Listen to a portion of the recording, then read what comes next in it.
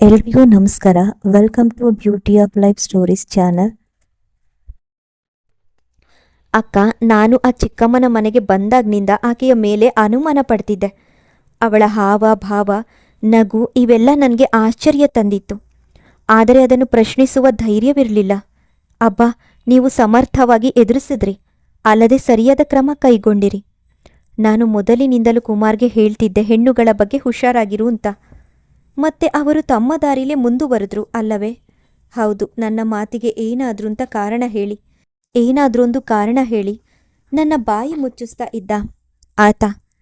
ಆದ್ರಿವತ್ತು ಸಾಕ್ಷಿ ಸಮೇತ ಸಿಕ್ಕಾಕೊಂಡ. ಪಾಠ ಕಲಿಸ್ಬಿಟ್ಟೆ. ಆ ಹೆಂಗಸಿಗೂ ಸ್ವಲ್ಪನಾದ್ರೂ ಮರ್ಯಾದೆ ಬೇಡ್ವಾ?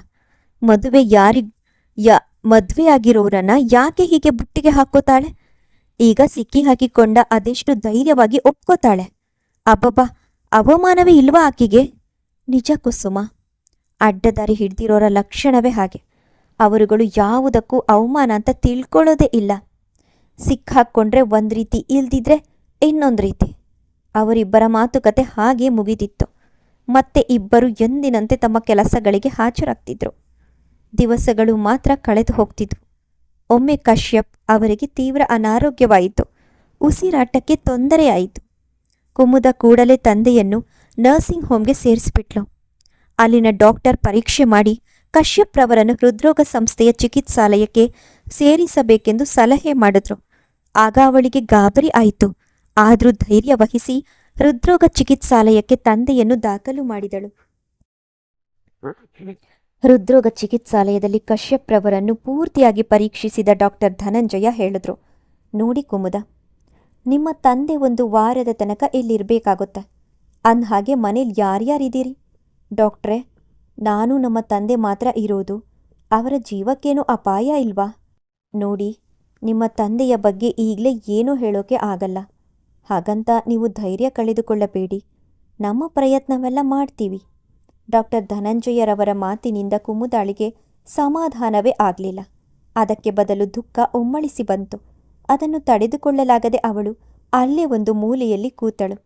ಮುಂದೇನು ಅನ್ನುವುದೇ ಕುಮುದಾಳ ಚಿಂತೆಯಾಗಿತ್ತು.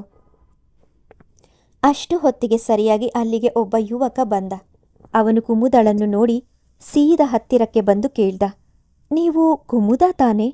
ದನಿ ಬಂದ ಕಡೆ ಕತ್ತೆತ್ತಿದ ಕುಮುದ ಆಶ್ಚರ್ಯದಿಂದ ಕೇಳಿದ್ಲು, ಹೌದು, ನೀವ್ಯಾರು? ನಾನು ಚಂದು, ಗುರ್ತಿಸಿಕ್ಲಿಲ್ವಾ? ಯಾವ ಚಂದು? ಲಾಯರ್ ಕಶ್ಯಪ್ ಅವರ ಜೂನಿಯರ್ ಶ್ರೀಕಂಠಯ್ಯ ಗೊತ್ತು ತಾನೆ? ಹಾಂ, ಗೊತ್ತು. ಶ್ರೀಕಂಠಯ್ಯನವರ ಒಬ್ಬನೇ ಮಗ ಚಂದು. ನಾನು ನಿಮ್ಮ ಮನೆಗೆ 1-2 ಸಲ ಬಂದಿದ್ದೆ. ನೀವು ಅಷ್ಟಾಗಿ ಗುರ್ತಿಸ್ಲಿಲ್ಲ ಅಂತ ಕಾಣತ್ತೆ. ಇರಬಹುದೇನೋ, ಅಪ್ಪನ ಹತ್ತಿರ ಅದೆಷ್ಟೋ ಜನ ಬರ್ತಿದ್ರು. ಇರಬಹುದು, ಆದರೆ ಲಾಯರ್ ಸಾಹೇಬ್ರ ನೆರಳಿನಂತೆ ಇದ್ದ ಜೂನಿಯರ್ ಶ್ರೀಕಂಠಯ್ಯನವರು ನಿಮಗೆ ಪರಿಚಯ ಇರಲೇಬೇಕು. ಅದೇ ಪದೇ ಪದೇ ಕಾಫಿ ಕೇಳ್ತಾ ಇದ್ರು ನಿಮ್ಮನ್ನು. ಓಹೋ, ಈಗ ನೆನ್ಪಾಯ್ತು. ಶ್ರೀಕಂಠಯ್ಯನವರು ಪಾಪ ತುಂಬ ಒಳ್ಳೆ ಮನುಷ್ಯ. ಮತ್ತೆ ಅವರು ಹುಷಾರಿಲ್ಲ ಅಂತ ಕೆಲಸ ಬಿಟ್ಟಿದ್ದು ನೆನ್ಪಿದೆ. ಈಗ ಹೇಗಿದ್ದಾರೆ? ಎಲ್ಲಿದ್ದಾರೆ? ಹೋಗ್ಲಿ, ಶ್ರೀಕಂಠಯ್ಯನವರಿಗೆ ಏನ್ ಖಾಯಿಲೆ ಅಂತ ಗೊತ್ತಾ ನಿಮ್ಗೆ? ಸರಿಯಾಗಿ ಗೊತ್ತಿಲ್ಲ. ಅವರಿಗೆ ಉಸಿರಾಟದ ತೊಂದರೆಯಾಗಿ ಈ ಆಸ್ಪತ್ರೆಗೆ ಸೇರಿಸ್ದೆ 3 ದಿವಸದ ಕೆಳಗೆ. ಮತ್ತೆ ಈಗ ಹೇಗಿದ್ದಾರೆ? ಯಾವ ವಾರ್ಡು? ಈಗ ನಮ್ಮ ತಂದೆ ಕೊನೆ ಘಳಿಗೆ ಲೆಕ್ಕ ಹಾಕ್ತಿದ್ದಾರೆ. ಡಾಕ್ಟರು ನಂಬಿಕೆನೂ ಕೊಟ್ಟಿಲ್ಲ, ಯಾವ ನಂಬಿಕೆನೂ ಕೊಟ್ಟಿಲ್ಲ. ಮನೇಲಿದ್ದೋರು ನಾವಿಬ್ರೆ. ಈಗ ಅಪ್ಪ ಸಾವಿನ ಅಂಚಿನಲ್ಲಿದ್ದಾರೆ. ನಾನು ಅಸಹಾಯಕನಾಗಿ ದೇವರನ್ನು ಪ್ರಾರ್ಥಿಸ್ತಾ ಇದ್ದೀನಿ. ಓ ಹಾಗೋ, ಕ್ಷಮಿಸಿ. ನಿಮ್ಮ ಪರಿಸ್ಥಿತಿ ನನಗೆ ಅರ್ಥ ಆಗಲಿಲ್ಲ. ಅದ್ ಸರಿ, ನೀವ್ಯಾಕಿಲ್ಲಿ? ನಮ್ಮಪ್ಪನ್ನು ಇಲ್ಲೇ ಸೇರಿಸ್ದೆ ಇವತ್ತು ಬೆಳಗ್ಗೆ. ಡಾಕ್ಟರು ಧನಂಜಯ ಯಾವ ಗ್ಯಾರಂಟಿನೂ ಕೊಟ್ಟಿಲ್ಲ. ಮನೇಲಿ ನಾವಿಬ್ರೆ. ಈಗ ಅಪ್ಪ ಇಲ್ಲಿ ನರಳ್ತಿದ್ದಾರೆ. ಅದಕ್ಕೆ ಸಂಕಟ ಆಯಿತು. ಇಲ್ಲಿ ಬಂದು ಕೂತೆ. ಹೊಟ್ಟೆಲಿರೋ ದುಃಖನೆಲ್ಲ ಈಚೆಗೆ ಕಣ್ಣೀರು ಮುಖಾಂತರ ಸುರಿಸ್ಬಿಡೋಣ ಅಂತಿದ್ದೆ. ಅಷ್ಟರಲ್ಲಿ ನೀವು ಬಂದ್ರಿ. ನನ್ನ ಕಷ್ಟಕ್ಕಿಂತ ನಿಮ್ಮ ಕಷ್ಟನೇ ಹೆಚ್ಚು ಅಂತ ಅನ್ನಿಸ್ತಿದೆ ಚಂದು. ಕಷ್ಟ ಅಂದಮೇಲೆ ಅದು ಕಷ್ಟನೇ. ನೀವು ಅಳೋದನ್ನ ನೋಡ್ದೆ, ಮನಸ್ಸು ತಡೀಲಿಲ್ಲ, ಓಡಿ ಬಂದೆ. ರೀ ಕುಮುದ, ಅಳ್ಬೇಡ್ರಿ. ನಾವತ್ರೆ ನಮ್ಮ ಜೊತೆಯಲ್ಲಿ ಯಾರೂ ಅಳೋಲ್ಲ. ಈ ಪ್ರಪಂಚದಲ್ಲಿ ಅದೇ ವ್ಯಕ್ತಿ ನಕ್ರೆ ಎಲ್ಲೂ ನಗ್ತಾರೆ. ನೀವು ತುಂಬ ತಮಾಷೆಯಾಗಿ ಮಾತಾಡ್ತೀರಿ. ಅದೊಂದೇ ನನಗೆ ಉಳಿದಿರೋದು. ನೆಂಟರಿಲ್ಲ, ಇಷ್ಟರಿಲ್ಲ. ಯಾರ ಹತ್ರ ನನ್ನ ಸಂಕಟ ಹೇಳ್ಕೊಳ್ಳಿ? ನನಗೆ ಯಾರಿದ್ದಾರೆ? ಚಂದುವಿನ ಮಾತು ಕೇಳಿ ಕುಮುದಳ ಮನಸ್ಸು ಕರಗಿತು. ಆಗ ಅವಳಿಗೆ ಅನ್ನಿಸ್ತು, ತನಗಿಂತ ದುಃಖ ಪಡೋರು ಇದ್ದಾರೆ ಅಂತ. ಆಗ ಅವಳೆಂದಳು, ರೀ, ತುಂಬ ಯೋಚನೆ ಮಾಡಬೇಡಿ. ನಿಮ್ಮ ಥರಾನೇ ನಾನು ಕೂಡ. ಇವತ್ತಿನಿಂದ ನಾನು ನೀವು ಆಪ್ತರಾಗೋಣ. ರೀ ಕುಮುದ, ನೀವು ಕೂಡ ಅಳ್ಕೂಡ್ದು. ಯಾವುದೇ ಸಂದರ್ಭ ಬಂದ್ರೂ ನಾವು ಜೊತೆಯಾಗೇ ಇರೋಣ. ನನಗೆ ಭಾಷೆ ಕೊಡ್ತೀರಾ ಅಂದ. ಚಂದು ತನ್ನ ಬಲಗೈ ಮುಂದೆ ಚಾಚಿದ. ಆಗ ಕುಮುದ ಕೂಡ ತನ್ನ ಬಲಗೈಯನ್ನು ಚಂದುವಿನ ಬಲಗೈ ಮೇಲೆ ಇಟ್ಟು ತನಗೆ ಅರಿವಿಲ್ಲದಂತೆ ಹೇಳಿದ್ಲು, ಇಂದಿನಿಂದ ನಾವು ಜೊತೆ, ಸುಖ ಹಾಗೂ ದುಃಖದಲ್ಲಿ. ಕುಮುದ ಹೇಳಿದ ಮಾತಿನಿಂದ ಚಂದು ಯಾಂತ್ರಿಕವಾಗಿ ಅವಳ ಕಣ್ಣೊರೆಸ್ಬಿಟ್ಟ. ಅರೆಕ್ಷಣ ಇಬ್ಬರಿಗೂ ತಿಳಿಲೇ ಇಲ್ಲ ತಾವು ಏನು ಮಾಡುತ್ತಿದ್ದೇವೆಂದು. ಅಷ್ಟು ಹೊತ್ತಿಗೆ ಸರಿಯಾಗಿ ಡಾಕ್ಟರ್ ಧನಂಜಯ ಬಂದು ಹೇಳಿದ್ರು, ಚಂದು, ನಿಮ್ಮ ತಂದೆನ ನಾವು ಉಳಿಸ್ಕೊಳ್ಳೋಕೆ ಆಗಲಿಲ್ಲ. I am sorry. ನೀವು ಬಂದು ಅವರ ಬಾಡಿನ ಸುಪರ್ದಿಗೆ ತಗೊಳ್ಳಿ. ಡಾಕ್ಟರ್ ಮಾತು ಕೇಳಿ ಚಂದುವಿನ ಕಣ್ಣಲ್ಲಿ 2 ಹನಿ ಚಿಮ್ಮಿತು. ಅವನು ಕಣ್ಣೊರೆಸಿಕೊಳ್ಳುವ ಪ್ರಯತ್ನವನ್ನೇ ಮಾಡದೆ ವಾರ್ಡಿನ ಕಡೆ ಹೆಜ್ಜೆ ಹಾಕಲನುವಾದ. ಆಗ ಕುಮುದ ತಟಕ್ಕನೆ ಚಂದುವಿನ ಕಣ್ಣೀರು ಒರೆಸಿ ಅಂದ್ಲು, ಹೆದರ್ಬೇಡಿ, ನೀವು ಒಂಟಿಯಲ್ಲ, ನಿಮ್ಮ ಜೊತೆಯಲ್ಲಿ ನಾನಿದ್ದೀನಿ. ಅಷ್ಟು ಹೇಳಿ ಅವನ ಜೊತೆಯಲ್ಲಿ ಶ್ರೀಕಂಠಯ್ಯನಿದ್ದ ವಾರ್ಡಿಗೆ ನಡೆದ್ಲು. ಅಲ್ಲಿ ಶ್ರೀಕಂಠಯ್ಯನ ಪಾರ್ಥಿವ ಶರೀರವಿತ್ತು. ಮುಖ ಸೊರಗಿತ್ತು, ದೇಹ ಕೃಶವಾಗಿತ್ತು. ಅದನ್ನು ಕಂಡು ಚಂದು ಅಯ್ಯೋ ಅಪ್ಪ ಅಂದ. ಕುಮುದ ಚಂದುವನ್ನು ಸಮಾಧಾನಗೊಳಿಸುತ್ತಾ ಹೇಳಿದ್ಲು, ಅವನ ಕೈಯನ್ನು ಬಿಗಿಯಾಗಿ ಹಿಡಿದುಕೊಂಡು, ನೀವು ಧೈರ್ಯ ತಂದುಕೊಳ್ಳಿ ಚಂದು. ನನಗೆ ಸಮಾಧಾನ ಹೇಳ್ತಿದ್ದ ನೀವೇ ಧೃತಿಗೆಟ್ಟರೆ ಹೇಗೆ? ಸಾವಿಗೆ ಹೆದರಬಾರ್ದು, ಎದುರಿಸಬೇಕು. ಹುಟ್ಟು ಸಾವು ಅನಿವಾರ್ಯ. ಕುಮುದಳ ಮಾತಿಗೆ ಉತ್ತರಿಸುವುದಕ್ಕೆ ಬದಲಾಗಿ ಚಂದು ಅವಳ ಮುಖವನ್ನೇ ದಿಟ್ಟಿಸಿ ಹೇಳ್ದ, ನೀವು ನನ್ನ ಜೊತೆಲೇ ಇರ್ತೀರಾ? ಚಂದು ಮಾತಿಗೆ ಉತ್ತರವಾಗಿ ಕುಮುದ ಅವನ ಕೈಯನ್ನು ಅದುಮಿದಳು. ದುಃಖತಪ್ತನಾದ ಚಂದು ಯಾಂತ್ರಿಕವಾಗಿ ತಂದೆಯ ಸಂಸ್ಕಾರ ಮಾಡಿ ಕೃತಕೃತ್ಯನಾದ. ಅವನಲ್ಲಿ ತಂದೆಗೆ ಅಪಾರ ಗೌರವವಿತ್ತು. ಅವರ ಅಗಲಿಕೆಯಿಂದ ಚಂದು ಮೌನವದನನಾದ. ಅವನೆದೇ ಭಾರವಾಗಿತ್ತು. ಈ ಸಮಯದಲ್ಲಿ ದಿನಕ್ಕೊಂದು ಸಲವಾದರೂ ಅವನ ಮನೆಗೆ ಬಂದು ವಿಚಾರಿಸಿಕೊಳ್ತಿದ್ಲು ಕುಮುದ. 3 ದಿವಸ ಕಳೆಯಿತು. 4ನೆಯ ದಿವಸ ಕುಮುದ ಬರಲಿಲ್ಲ. ಅದನ್ನು ಕಂಡು ಚಂದು ಗಾಬರಿ ಪಟ್ಟುಕೊಂಡು ಸೀದಾ ಹೃದ್ರೋಗ ಚಿಕಿತ್ಸಾಲಯಕ್ಕೆ ಓಡಿದ. ಅಲ್ಲಿ ಅವನು ಕಂಡಿದ್ದೇನು, ಕಶ್ಯಪ್ರವರ ಪಾರ್ಥಿವ ಶರೀರದ ಮುಂದೆ ನಿಶ್ಚೇತಳಾಗಿ ಕೂತಿದ್ಲು ಕುಮುದ. ಚಂದುವನ್ನು ಕಂಡ ಕೂಡಲೇ ಏನು ತೋಚಿತೋ ಅವಳು ಸೀದಾ ಬಂದು ಅವನನ್ನು ತಬ್ಬಿಕೊಂಡು ಅಂದ್ಲು, ಚಂದು, ನಾವೀಗ ಜೊತೆಯಾಗಿರ್ಬೇಕು. ಯಾಕೆಂದ್ರೆ ಇಬ್ಬರ ತಂದೆಯೂ ಅಗಲಿದ್ದಾರೆ.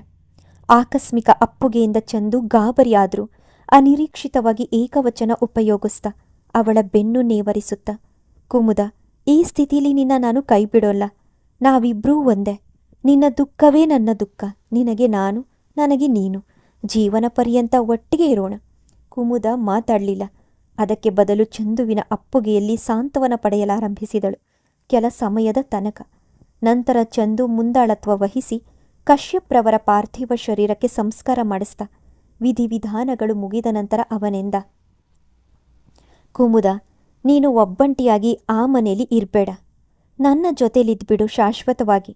ಚಂದುವಿನ ಮಾತಿಗೆ ಕುಮುದ ಅಂದ್ಲು ಏಕವಚನದಲ್ಲೇ, ಚಂದು, ನಿಮ್ಮ ಮನೆ ಚಿಕ್ಕದು. ನೀನೊಬ್ಬನೇ ಅಲ್ಲೇಕೆ ಇರ್ತೀಯ? ನಮ್ಮನೆ ವಿಶಾಲವಾಗಿದೆ. ನೀನೇ ನಮ್ಮನೆಗೆ ಬಂದ್ಬಿಡು. ನಾವಿಬ್ರೂ ಜೊತೆಯಾಗಿದ್ದು ಬಿಡೋಣ. ಕುಮುದ, ನೀನು ಹೇಳಿದ್ದಕ್ಕೆ ನನ್ನ ಅಭ್ಯಂತರವೇನಿಲ್ಲ. ಆದರೆ ನನ್ನದೊಂದು ಕೋರಿಕೆ. ಏನು ಹೇಳು? ನಾವು ಮದುವೆಯಾಗದೆ ಜೊತೆಯಲ್ಲಿದ್ದರೆ ಜನಗಳು ಏನಂತಾರೆ? ಅದನ್ನು ಯೋಚನೆ ಮಾಡಬೇಕು ಅಲ್ವಾ? ನಿಜ, ಆದರೆ ಅಪ್ಪನ ಕಳ್ಕೊಂಡು ಎಷ್ಟು ಬೇಗ ಮದುವೆನಾ? ಕುಮುದ, ನಾವಿಬ್ರೂ ಪ್ರಾಯದವರು. ಒಟ್ಟಾಗಿ ಇರುವಾಗ ಏನಾದರೂ ಅಚಾತುರ್ಯ ಆದರೆ ಕೆಟ್ಟ ಹೆಸರು ಬರುತ್ತಲ್ವಾ? ಅದು ನಿಜವೇ. ಅದಕ್ಕೇನು ಮಾಡೋಣ? ದೇವಸ್ಥಾನದಲ್ಲಿ ಮದುವೆ ಮಾಡ್ಕೊಂಡು ಬಿಡೋಣ. ಅನಂತರ ಏನೂ ತೊಂದರೆ ಇರೋಲ್ಲ. ನಾವು ಗಂಡ ಹೆಂಡತಿಯಂತೆ ಇರಬಹುದು. ಸರಿ, ಹಾಗಾದರೆ ಆ ವ್ಯವಸ್ಥೆ ನೀನು ಮಾಡ್ತೀಯಾ? ಹಾಂ, ನಾಳೆ ಬೆಳಗ್ಗೆ ಅದೇ ಮೊದಲ ಕೆಲಸ. ನೋಡು, ಅಪ್ಪಂದಿರು ಸ್ವತ್ತು ಸ್ವರ್ಗದಲ್ಲಿದ್ದಾರೆ. ಆದರೆ ಇಲ್ಲಿ ನಾವು ಯಾವುದೋ ನೆಪದಿಂದ ಮದುವೆ ಮಾಡ್ಕೋತಿದ್ದೀವಿ. ಇದೆಂತಹ ವಿಪರ್ಯಾಸ! ಹೌದು ಕುಮುದ, ಇದು ಅನಿವಾರ್ಯದ ಕೆಲಸ. ಯಾಕೆಂದರೆ ನಾವು ಈ ಸಮಾಜಕ್ಕೆ ಹೆದರಲೇಬೇಕು.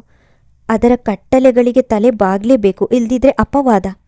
ಏನೋ ಕಟ್ಟಳೆಗಳು, ಏನೋ ಕಟ್ಟುಪಾಡು. ಹೋಗಲಿ, ಅದರ ನೆಪದಿಂದ ನಮ್ಮ ಬಾಳು ಒಂದು ಹದಕ್ಕೆ ಬಂದರೆ ಸರಿ. ಕುಮುದಾಳ ಮಾತಿಗೆ ಚಂದುಗೆ ನಗು ಬಂತು. ಅಂತಹ ಸಮಯದಲ್ಲೂ ರಾತ್ರಿ ಹೇಗೋ ಕಳೆಯಿತು. ಮಾರನೆಯ ದಿನ ಚಂದು ಮಾಡಿದ ಮೊದಲ ಕೆಲಸ ಅಂದರೆ ದೇವಸ್ಥಾನದಲ್ಲಿ ಕುಮುದಳನ್ನು ಮದುವೆ ಆದದ್ದು. ಆ ಕಾರ್ಯಕ್ರಮ ಮುಗಿದ ನಂತರ ದಂಪತಿಗಳು ನೇರವಾಗಿ ಕುಮುದಳ ಮನೆಗೆ ಬಂದರು. ಗಂಡ ಹೆಂಡಿರು ಮನೆ ತಲುಪಿದಾಗ ಅನಾರೋಗ್ಯದಲ್ಲಿದ್ದ ಕುಸುಮ ಆಗ ತಾನೇ ಎದ್ದು ಬಾಗಿಲು ತೆಗೆದಳು. ಅವಳ ಮುಖ ಕಂಡ ಕೂಡಲೇ ಕುಮುದ ಪ್ರಶ್ನೆ ಮಾಡಿದ್ಲು. ಹೇಗಿದೀಯ ಈಗ? ಜ್ವರ ಕಡಿಮೆ ಆಯ್ತಾ? ಥಂಡೀಲಿ ಓಡಾಡಬೇಡ, ಇನ್ನಷ್ಟು ಮಲಗಿ ವಿಶ್ರಾಂತಿ ತಗೋ. ಸ್ವಲ್ಪ ಪರವಾಗಿಲ್ಲ ಅಕ್ಕ. ನೀವು ಹೋದ ಕೆಲಸ ಆಯಿತು ತಾನೇ, ಅದೇ ಮುಖ್ಯ. ಹಾಂ, ಅದಕ್ಕೆ ಇಷ್ಟು ಅರ್ಜೆಂಟ್ ಮಾಡಿದ್ದು ಅಂದ. ಕುಮುದ ಗಂಡನ ಕಡೆ ತಿರುಗಿ, ಇವಳೆ ಕುಸುಮ, ತುಂಬ ಒಳ್ಳೆ ಹುಡುಗಿ. ನಮ್ಮ ಬಿಲ್ಡಿಂಗ್ನಲ್ಲೇ ಬ್ಯೂಟಿ ಪಾರ್ಲರ್ ನಡೆಸ್ತಿದ್ದಾಳೆ. ನಂಬಿಕಸ್ತೆ, ಸಹಾಯ ಮಾಡ್ತಾಳೆ ಹೇಳಿದ್ಲು. ನಂತರ ಕುಸುಮ, ಇವರು ಚಂದು, ನನ್ನ ಯಜಮಾನ್ರು. ನಾನು ಮೊನ್ನೆ ಹೇಳಿದ್ದೆನಲ್ಲ ಇವರ ಬಗ್ಗೆ ಅಂದಳು. ಚಂದು ಮತ್ತು ಕುಸುಮ ಪರಸ್ಪರ ಕೈ ಮುಗಿದ್ರು. ಆಗ ಚಂದು ಹೇಳ್ದ, ರೀ ಕುಸುಮ, ನಿಮ್ಮ ಬಗ್ಗೆ ಕುಮುದ ಎಲ್ಲ ವಿಚಾರನ ಹೇಳಿದ್ದಾಳೆ. ಅಕ್ಕಂಗೆ ನನ್ನ ಕಂಡ್ರೆ ತುಂಬ ಪ್ರೀತಿ. ಅದಕ್ಕೆ ನನ್ನ ವಿಷಯನ ನಿಮ್ಮ ಕೈಲಿ ಹೇಳಿದ್ದು. ಆತ್ಮೀಯರು ಅಂತ ನನಗೆ ಅಂಥ ಅಕ್ಕ ಸಿಕ್ಕಿರೋದು ಪುಣ್ಯ. ಕುಸುಮಳ ಮಾತಿಗೆ ತಕ್ಷಣ ಕುಮುದ ಅಂದ್ಲು. ಚಂದು ನಿಜವಾಗ್ಲೂ ಕುಸುಮ ತುಂಬ ಒಳ್ಳೆ ಹುಡುಗಿ. ಒಂದು ಚೂರು ಜಂಭ ಇಲ್ಲ. ಕಷ್ಟಪಟ್ಟು ದುಡಿತಾಳೆ. ಪಾರ್ಲರ್ ಕೆಲಸ ಚೆನ್ನಾಗಿ ಕಲ್ತಿದ್ದಾಳೆ. ಕೈ ಕೆಳಗಿನ ಕೆಲಸಗಾರರನ್ನ ಚೆನ್ನಾಗಿ ನೋಡ್ಕೋತಾಳೆ.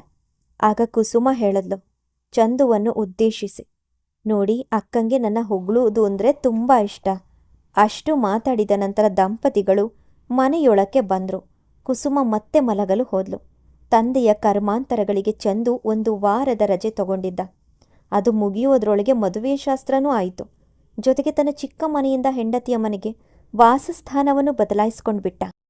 ಚಂದು ಆಫೀಸ್ಗೆ ಹೊರಡುವ ಹಿಂದಿನ ದಿನ ರಾತ್ರಿ ಹೆಂಡತಿಯ ಜೊತೆ ಮಾತಾಡ್ತಾ ಅಂದ, ಕುಮುದ, ಆ ಕುಸುಮನ ನೋಡಿದ್ರೆ ಅಯ್ಯೋ ಅನಿಸತ್ತೆ. ಪಾಪ, ಆಕೆದು ಎಷ್ಟು ಕಷ್ಟದ ಬಾಳು. ಹೌದು ಚಂದು, ಅವಳು ತುಂಬ ಕಷ್ಟದಿಂದ ಬಂದಿದ್ದಾಳೆ. ನಿನಗೆ ಅವಳ ಚರಿತ್ರೆ ಗೊತ್ತಾ? ಹಾಂ, ಸಂತೆಹಳ್ಳಿ ಅವಳ ಊರು. ಅಲ್ಲಿ ಕೆಲವು ವರ್ಷದ ಹಿಂದೆ ಬರಗಾಲ ಬಂತಲ್ಲ, ಆ ಸಮಯದಲ್ಲಿ ಅಪ್ಪ ಅಮ್ಮನ ಕಳ್ಕೊಂಡ್ಬಿಟ್ಲು. ಅನಾಥೆಯಾದ ಕುಸುಮ ಕೇಶಾಲಂಕಾರ ಕಲಿತಿದ್ಲು ಅವಳ ಅಮ್ಮನ ಹತ್ತಿರ. ಕುಸುಮಗೆ ಒಬ್ಬಳು ಸ್ನೇಹಿತೆ ಇದ್ದಾಳೆ, ಶಾಂತಿ ಅಂತ. ಅವಳು ಅನಾಥೆ. ಈ ಇಬ್ಬರು ಸ್ನೇಹಿತೆಯರು ಧೈರ್ಯ ಮಾಡಿ ಈ ಊರಿಗೆ ಬಂದ್ಬಿಟ್ರು. ಹಳೆಯ ಬಡಾವಣೆಯಲ್ಲಿ ಚಿಕ್ಕಮ್ಮ ಅಂತ ಒಬ್ರು ಬ್ಯೂಟಿ ಪಾರ್ಲರ್ ನಡೆಸ್ತಿದ್ರು. ಶಾಂತಿಗೂ ಚಿಕ್ಕಮ್ಮಂಗೂ ಪರಿಚಯ ಇತ್ತು. ಹೀಗಾಗಿ ಗೆಳತಿಯರು ಚಿಕ್ಕಮ್ಮನ ಮನೆಯಲ್ಲಿ ವಾಸ್ತವ್ಯ ಹೂಡಿದ್ರು. ಕೆಲವಾರು ತಿಂಗಳು ಕಳೆದ ಮೇಲೆ ಚಿಕ್ಕಮ್ಮನ ಅನುಪಸ್ಥಿತಿಲಿ ಅವಳ ಬ್ಯೂಟಿ ಪಾರ್ಲರನ್ನು ಶಾಂತಿ ವಹಿಸ್ಕೊಂಡು ಬಿಟ್ಟಿದ್ದಾಳೆ. ಹಾಗಾದರೆ ನಿನ್ನ ಹೊಸ ಬಿಲ್ಡಿಂಗ್ಗೆ ಕುಸುಮ ಬಂದಿದ್ದು ಹೀಗೆ? ಅದೆಲ್ಲ ಚಿಕ್ಕಮ್ಮನ ಪ್ಲಾನು. ಏನದು? ಕುಸುಮಂಗೆ ಪಾರ್ಲರ್ ಕೆಲಸ ಚೆನ್ನಾಗಿ ತಿಳಿದಿತ್ತು. ಅವಳು ಒಬ್ಳೆ ಪಾರ್ಲರ್ ನಡೆಸೋ ಸಾಮರ್ಥ್ಯನೂ ಇತ್ತು. ಇದನ್ನು ಕಂಡ ಚಿಕ್ಕಮ್ಮ ಉಪಾಯವಾಗಿ ಕುಸುಮನ ನಮ್ಮ ಬಿಲ್ಡಿಂಗ್ಗೆ ವರ್ಗಾಯಿಸಿಬಿಟ್ಲು. ಅದೇ ಯಾಕೆ ಅಂತ? ಅದಕ್ಕೊಂದು ಕಾರಣವಿದೆ ಚಂದು. ಹಾಂ, ಹೇಳು. ಶಾಂತಿಗೆ ಮುಂಗೋಪ ಜಾಸ್ತಿ. ಜೊತೆಗೆ ಪಾರ್ಲರ್ನ ಕೆಲಸ ಅಷ್ಟು ಚೆನ್ನಾಗಿ ಗೊತ್ತಿಲ್ಲ. ಹಳೆಯ ಪಾರ್ಲರ್ನಲ್ಲಿ ನುರಿತ ಕೆಲಸಗಾರರು ಇದ್ದಾರೆ. ಅಲ್ಲಿ ಶಾಂತಿ ಹೇಗಾದರೂ ಕೆಲಸ ನಡೆಸಬಹುದು. ಆದರೆ ಹೊಸ ಜಾಗದ ಪಾರ್ಲರ್ಗೆ ನುರಿತ ವ್ಯಕ್ತಿಯೇ ಬೇಕು. ಹೀಗಾಗಿ ಕುಸುಮ ಆ ಜಾಗಕ್ಕೆ ಬಂದ್ಲು. ಮತ್ತೆ ನೀನು ಹೇಳ್ದೆ ಚಿಕ್ಕಮ್ಮನ ಮೇಲ್ ಕೋಪ ಅಂತ, ಅದ್ಯಾಕೆ?